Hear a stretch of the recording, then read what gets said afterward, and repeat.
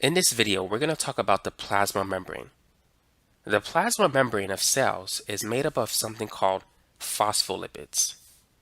And here is a typical structure of a phospholipid. The phospholipid is made up of three subunits. It has a phosphate group, a glycerol molecule, and two fatty acid tails. The head of the phospholipid is the phosphate group, and it's polar, which means that it's hydrophilic. Hydro means water, phil means love, so it loves water. The tails are nonpolar, and so they are hydrophobic. They don't like water. They tend to stay away from water. So what we have here is known as the phospholipid bilayer, which makes up the cellular membrane. On the inside of the cell is an aqueous environment, an environment that contains water. And the same is true on the outside of the cell. On the outside of the cell, rather. Notice that the heads of the phospholipids are oriented in such a way that they're facing water. It's because that they're polar. They're attracted to it. Whereas the interior are the tails of the phospholipids, and they're directed away from water because that region is hydrophobic. It's nonpolar. So that's the structure of the phospholipid bilayer. It's made up of phospholipids, and that comprises the cellular membrane or the plasma membrane. Now let's talk about the structure of the phospholipid. So the phospholipid, as we said before, it's made up of a glycerol molecule.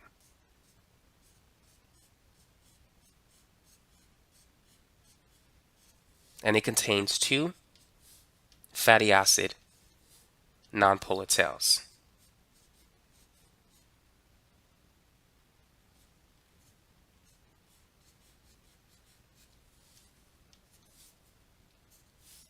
In this example, the first fatty acid, which is this one here, is a saturated fatty acid because it doesn't have any double bonds. The second one is an unsaturated fatty acid because it has a double bond. Now the third part is the phosphate group.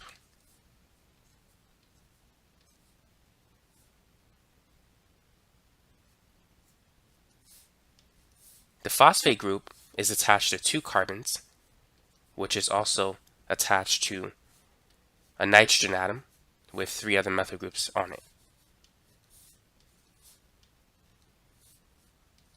The nitrogen atom has a positive formal charge, and this oxygen has a negative formal charge.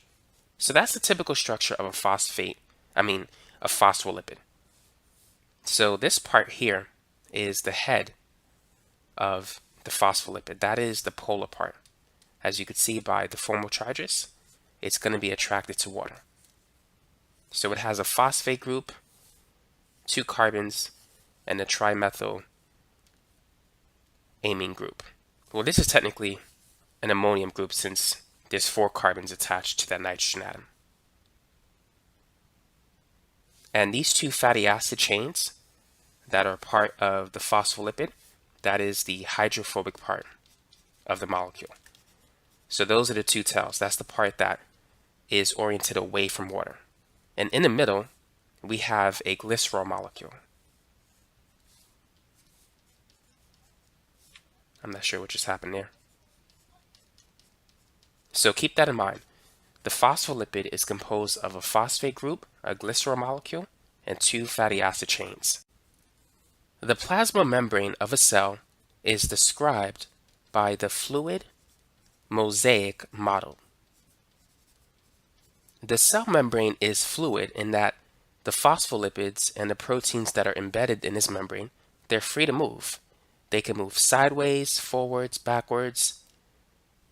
They're in motion among a sea of particles. Now what we have here is called an integral protein because it's embedded in the cellular membrane. This here is a peripheral protein because it extends on the exterior of the membrane. And you can call this one a surface protein because it lies on the surface of the membrane.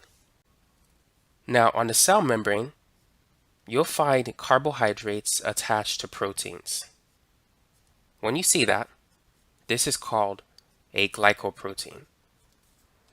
Glyco for carbohydrate, and then protein, you know what that is. So that's a glycoprotein. Now, when a carbohydrate is attached to a lipid, in this case a phospholipid, this is going to be called a glycolipid. Now, on the cell membrane, cholesterol can also be found in it. Cholesterol has a hydroxyl group represented in blue, and it has 4 fused rings. So that's a typical representation of cholesterol.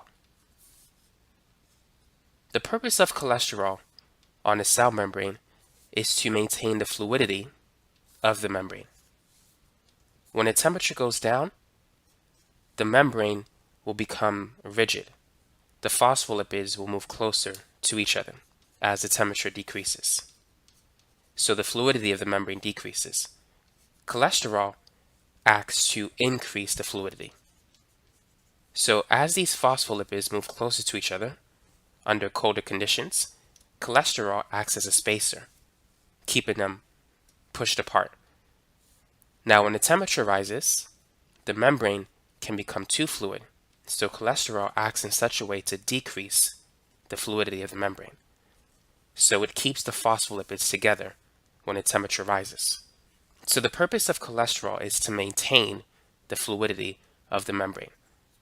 It prevents it from being too rigid, and it keeps it from being too fluid. So that's the basics of the plasma membrane of a cell.